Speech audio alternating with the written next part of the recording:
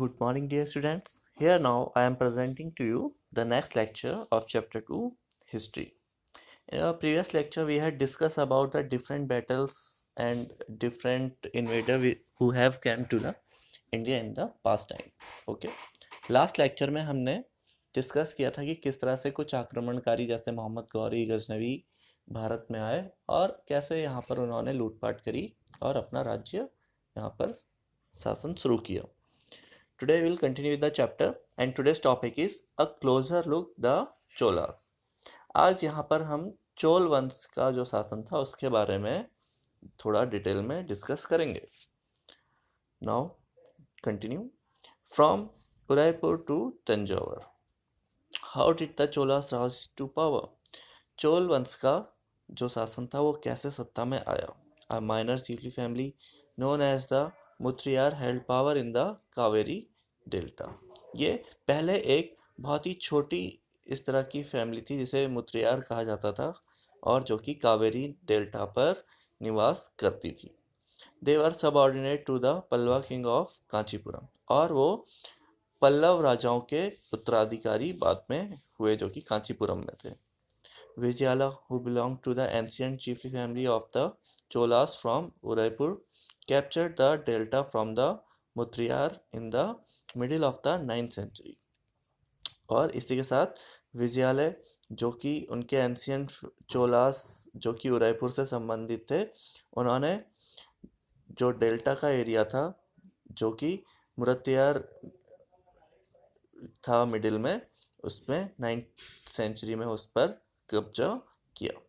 He build the town of Thanjavur and a temple for goddess Nisumbhasudini दिया.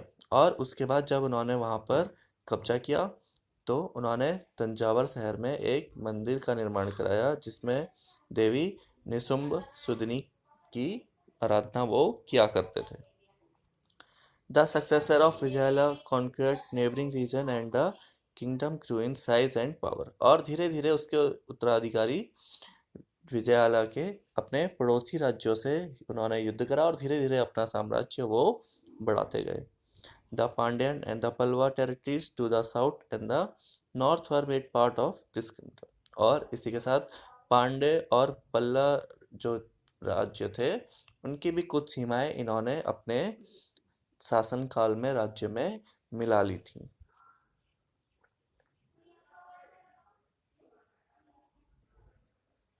राज Raja first considered the most powerful Chola ruler. इसी में राज राजा प्रथम जो कि चोल वंश का सबसे महान शक्तिशाली राजा था became king in 1985 and expanded control over most of these area.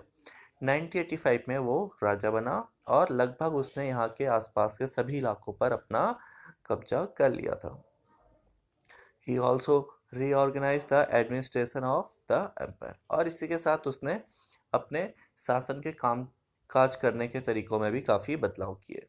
Raj Raja son Rajendra first continue his policies and even traded the Ganga valley.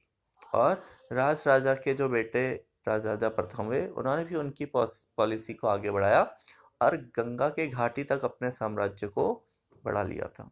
इसके साथ Sri Lanka and countries of south east Asia developing a navy for this expedition. और इसके साथ उन्होंने अपनी navy यानी समुद्री ताकत को बढ़ाकर श्रीलंका और साउथ ईस्ट एशिया के विभिन्न इलाकों पर भी अपना कब्जा कर लिया था.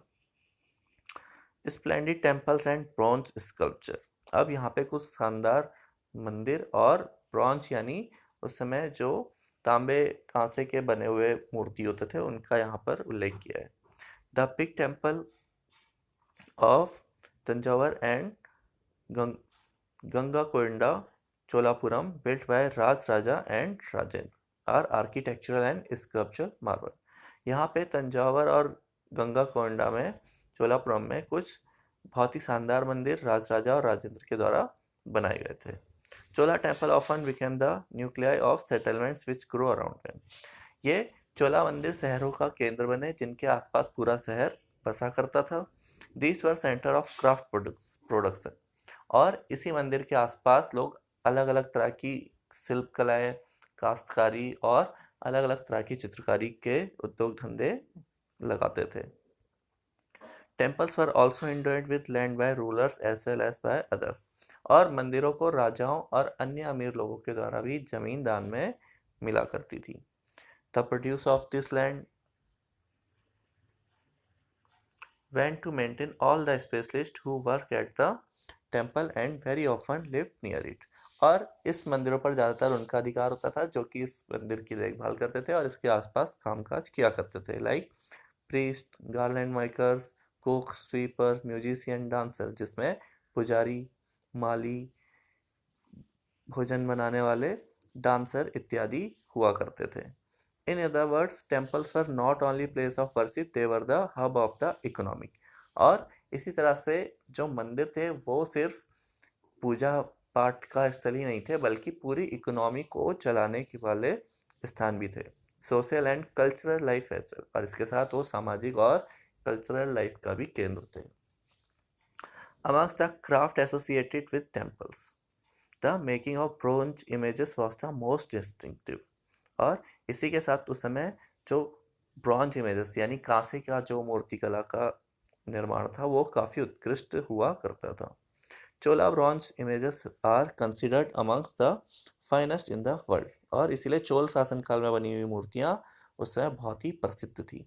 While most images were of deities, sometimes images were made of devotees as well।